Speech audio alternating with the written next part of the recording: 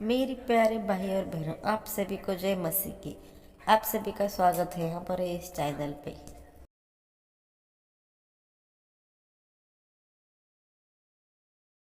योहन अध्याय 7। इन बातों के बाद मसीह यीशु गलील प्रदेश के अन्य क्षेत्रों में यात्रा करने लगे। वह यहूदिया प्रदेश में जाना नहीं चाहते थे, क्योंकि यहूदी उनकी हत्या की ताक में थे। यहूदियों का एक पर्व, झोपड़ियों का उत्सव, पास था। मसीह यीशु के भाइयों ने उनसे कहा, यहूदिया चले जाओ, जिससे तुम्हारे चेले तुम्हारे इन कामों को देख सकें। ख्याति चाहने वाला व्यक्ति अपने काम गुप्त में नहीं करता। जब तुम ये काम करते ही हो, तो स्वयं को संसार पर प्रकट कर दो। मसीह यीशु के भाइयों तक को उनमें विश्वास नहीं था। इस पर मसीह यीशु ने उनसे कहा, तुम्हारा सही समय तो कभी भी आ सकता है, किंतु मेरा सही समय अभी नहीं आया। संसार तुमसे घृणा नहीं कर सकता, वह मुझसे घृणा करता है, क्योंकि मैं यह प्रकट करता हूं कि उसके काम बुरे हैं। तुम पर्व में जाओ, मैं अभी नहीं जाऊंगा, क्योंकि मेरा समय अभी नहीं आया है। यह कहकर मसीह यीशु गलील प्रदेश में ही ठहरे रहे। अपने भाइयों के झोपड़ियों के उत्सव में चले जाने के बाद वह भी गुप्त रूप से वहां गए। उत्सव में कुछ यहूदी मसीह यीशु को खोजते हुए पूछताछ कर रहे थे, कहां है वह?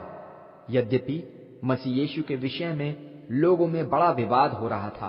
कुछ कह रहे थे, वह भला व्यक्ति है, और कुछ का कहना था, नहीं, वह भरमाने वाला है, सबके साथ छल करता है।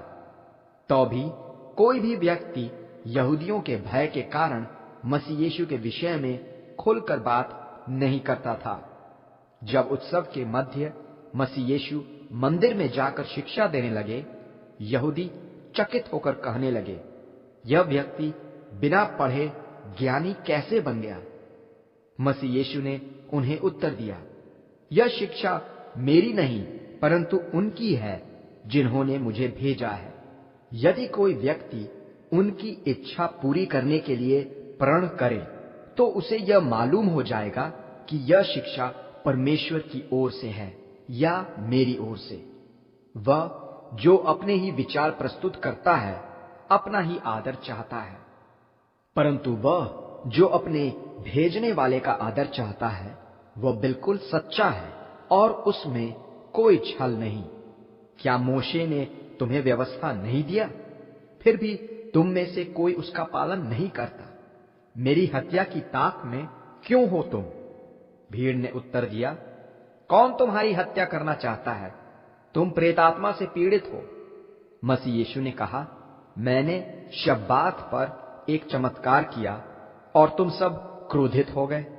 मोशे ने तुम्हें खतना विधि दी, परंतु इसको आरंभ करने वाले मोशे नहीं, हमारे कुल पिता हैं, जिसके अनुसार तुम शब्बात पर भी खतना करते हो।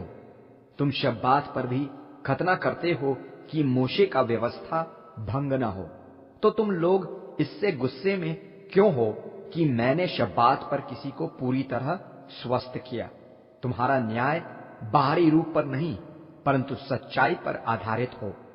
यरूशलेम वासियों में से कुछ ने यह प्रश्न किया, क्या यह वही नहीं वे जिसकी हत्या की ताक में हैं? परंतु देखो, वह भीड़ से खुलकर बिना डर के बातें करता है, और अधिकारी कुछ भी नहीं कहते। कहीं ऐसा तो नहीं कि अधिकारियों को मालूम हो गया है कि यही वास्तव में मसीह है? इस व्यक्ति की पृष्ठभूमि हमें मालूम है, किंतु जब मसीह प्रकट होंगे तो किसी को यह मालूम नहीं होगा कि वह कहां के हैं। मंदिर में शिक्षा देते हुए मसीह यीशु ने ऊंचे शब्द में कहा, तुम मुझे जानते हो और यह भी जानते हो कि मैं कहां से आया हूं। सच यह है कि मैं स्वयं नहीं आया, जिन्होंने मुझे भेजा है वह सच्चा है, किंतु तुम उन्हें नहीं जानते। मैं उन्हें जानता हूं, क्योंकि मैं उन्हीं से हूं और मुझे उन्हीं ने भेजा है। यह सुनकर उन्होंने मसीह यीशु को बंदी बनाना चाहा, किंतु किसी ने उन पर हाथ न डाला, क्योंकि उनका समय अब तक नहीं आया था। फिर भी भीड़ में से अनेकों ने मसीह यीशु में विश्वास रखा तथा विचार विमर्श करने लगे, क्या प्रकट होने पर मसीह इस व्यक्ति से अधिक अद्भुत चिन्ह प्रदर्शित करेंगे? फरीसियों ने भीड़ को इस विषय में आपस में विचार विमर्श करते हुए सुन लिया। इसलिए मसीह यीशु को बंदी बनाने के लिए प्रधान पुरोहितों व फरीसियों ने मंदिर के संतरियों को भेजा। मसीह यीशु ने उनसे कहा, थोड़े समय के लिए मैं तुम्हारे साथ हूं, उसके बाद मैं अपने भेजने वाले के पास लौट जाऊंगा। तुम मुझे खोजोगे किंतु पाओगे नहीं, क्योंकि जहां मैं होऊंगा तुम वहां नहीं आ सकते।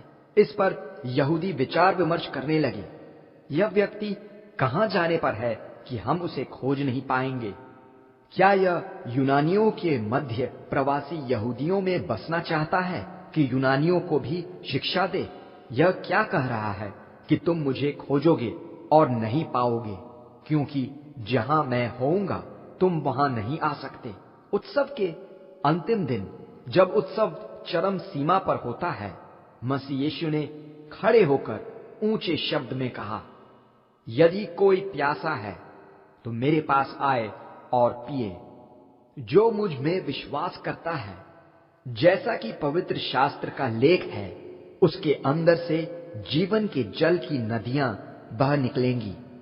यह उन्होंने पवित्र आत्मा के विषय में कहा था, जिन्हें उन पर विश्वास करने वाले प्राप्त करने पर थे। पवित्र आत्मा अब तक उतरे नहीं थे, क्योंकि मसीह यीशु अब तक महिमा को न पहुंचे थे। यह सब सुनकर भीड़ में से कुछ ने कहा, सचमुच यह व्यक्ति ही वह भविष्यद्वक्ता है। कुछ अन्य ने कहा, यह मसीह है। परंतु कुछ ने कहा, मसीह का आना गलील से तो नहीं होगा ना? क्या पवित्र शास्त्र के अनुसार मसीह का आना दावीद के वंश और उनके नगर बैतलहम से न होगा?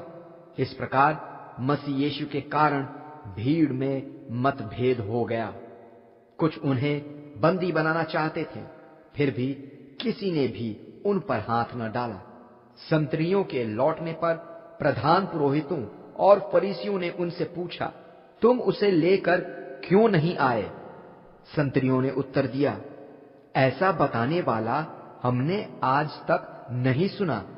तब फरीसियों ने कटाक्ष किया, कहीं तुम भी तो उसके बहकावे में नहीं आ गए?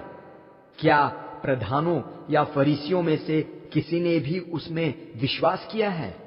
व्यवस्था से अज्ञान भीड़ तो वैसे ही शापित है।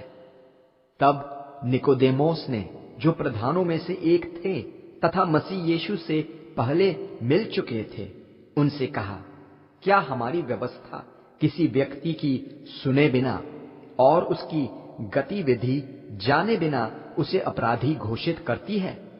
इस पर उन्होंने निकोदेमोस से पूछा, कहीं तुम भी तो गलीली नहीं हो? शास्त्रों का मनन करो और देखो कि किसी भी भविष्यद्वक्ता का आना गलील प्रदेश से नहीं होता। वे सभी अपने अपने घर लौट गए।